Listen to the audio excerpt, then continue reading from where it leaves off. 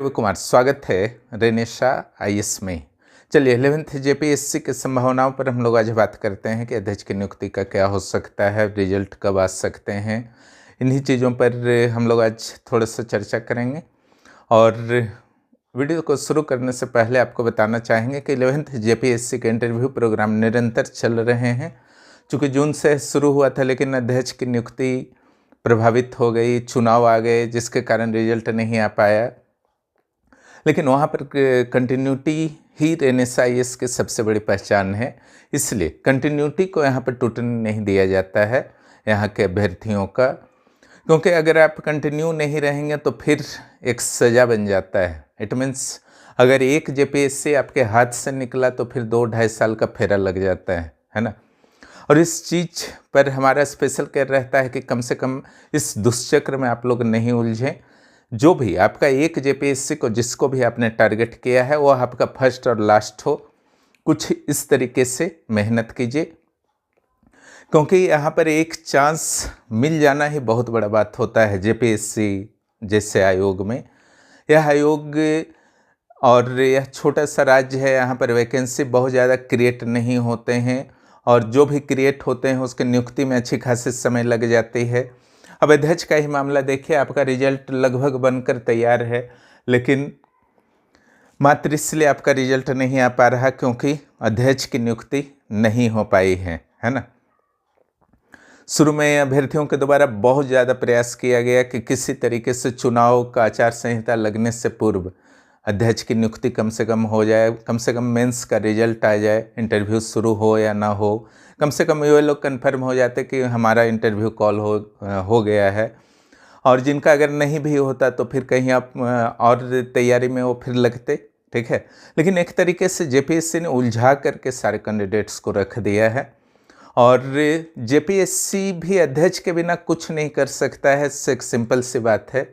और सरकार उस समय अपने चुनाव में व्यस्त थी, उनको अपने रिजल्ट की चिंता थी सरकार को।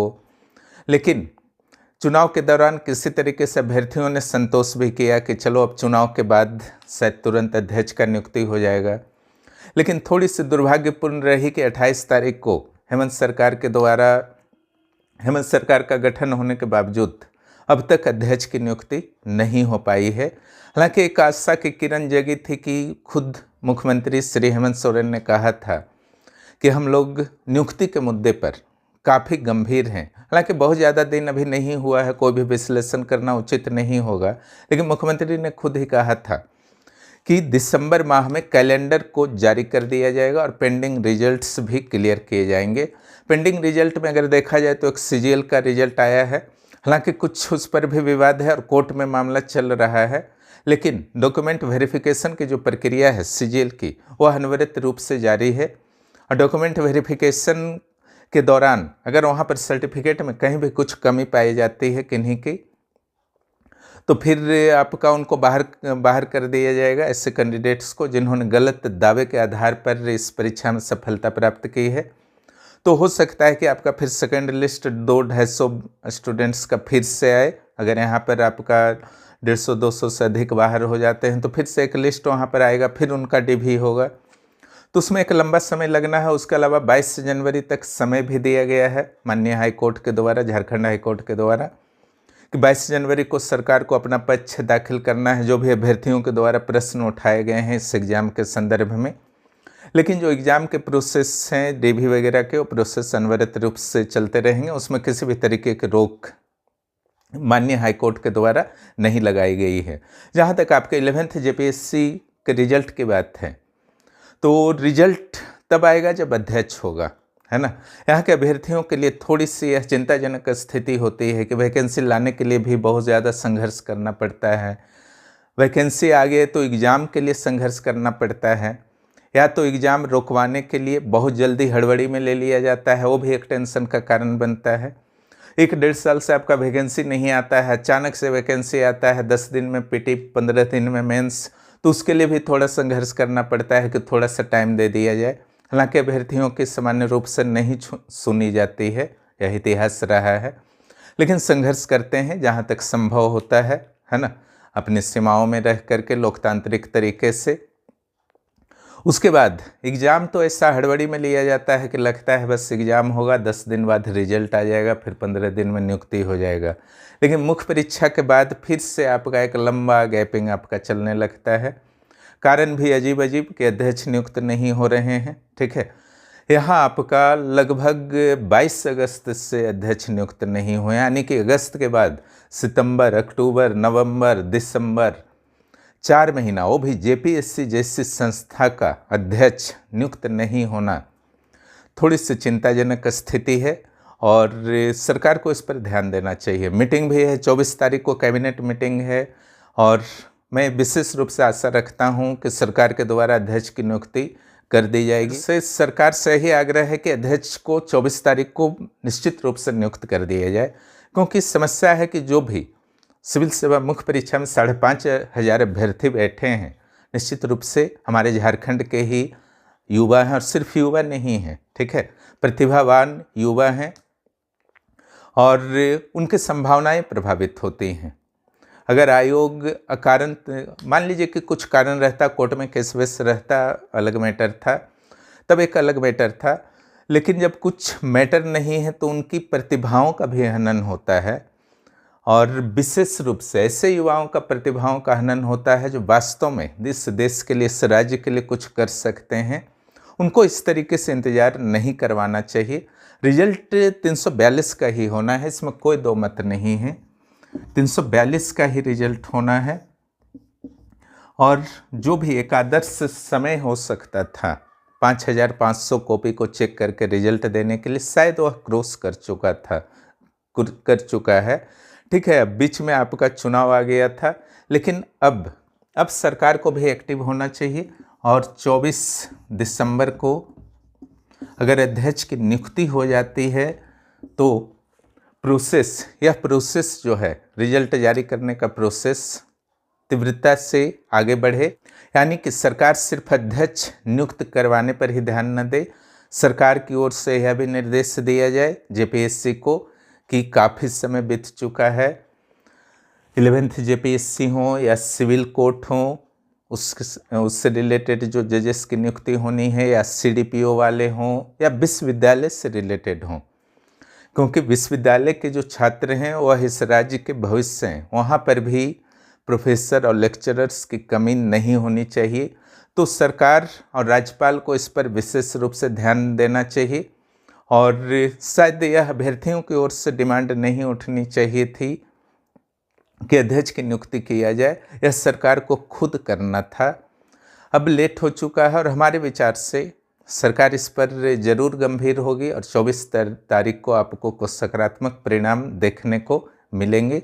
लेकिन इस बीच अभ्यर्थियों के द्वारा अपनी ओर से भी प्रयास किया जा रहा है और एक्स पर, ट्विटर पर कैंपेन भी किया जा रहा है। कल 10 से 11 बजे सुबह से जो भी अभ्यर्थी जेपीएससी के वर्तमान या भावी अभ्यर्थी हैं, वो भी अध्यक्ष नियुक्ति की डिमांड लोकतांत्रिक तरीके से माननीय मुख्यमंत्री और झारखंड सरकार से कर सकते हैं, ताकि यह प्रक्रिया आगे बढ़े, है ना। 11th की प्रक्रिया आगे बढ़े और 14th की प्रक्रिया शुरू हो, ठीक है। क्योंकि बाकी स्टेट्स में सीट्स जितना भी निकले, 100 ही आप निकालिए, 150 ही निकालिए, 60-70 ही निकालिए, लेकिन हर साल एग्जाम लीजिए सिविल सेवा का, है ना। और सरकार भी इस चीज़ को निश्चित रूप से समझती होगी कि हर साल एग्ज़ाम लेने से युवाओं में एक जोश बना रहता है और गतिशीलता बनी रहती है। अगर यह स्वच्छ परंपरा झारखंड में भी शुरू हो जाए, जैसा कि अन्य राज्यों में यूपीएससी की तरह शुरू हो चुका है, हर साल कुछ न कुछ वैकेंसी आ जाया करते हैं समय पर, यहाँ भी आशा किया जा सकता है कि हेमंत सोरेन के इस कार्यकाल में जेपीएससी और जेएसएससी में कम से कम सुधार होगा। जेएसएससी में भी सीजीएल की वैकेंसीज फिर से आनी चाहिए इस साल 2025 के मध्य तक या अंत तक, जिससे जिन युवाओं का यहाँ पर सफलता सीजीएल में नहीं मिल पाएगा वो फिर अगले एग्जाम के लिए भी तैयार होंगे। जहाँ तक प्रारंभिक और मुख्य परीक्षा की बात है 14th जेपीएससी की, 11th अब लगभग समापन के दौर में है। जब जैसे ही अध्यक्ष की नियुक्ति होगी, निश्चित रूप से फाइनल रिजल्ट भी आपको देखने को मिलेगा। इसके बाद 14th की ही बारी है, बीच में तो और कोई बाधा नहीं है। जब सरकार के द्वारा अधियाचना भेज दिया जाएगा, तो जेपीएससी के द्वारा वैकेंसी जारी कर दिया जाएगा। लेकिन आपको जैसा कि पता है, जेपीएससी के वैकेंसी आने के बाद बहुत ही फास्ट गति से लिया जाता है इसके एग्ज़ाम्स को, पीटी और मेंस को, फिर आपको समय नहीं मिलते हैं। इस चीज़ को ध्यान में रखते हुए यहाँ पर कंटिन्यू आपका तैयारी करवाया जा रहा है। फाउंडेशन बैच चलाया जा रहा है अभी 14th जेपीएससी का।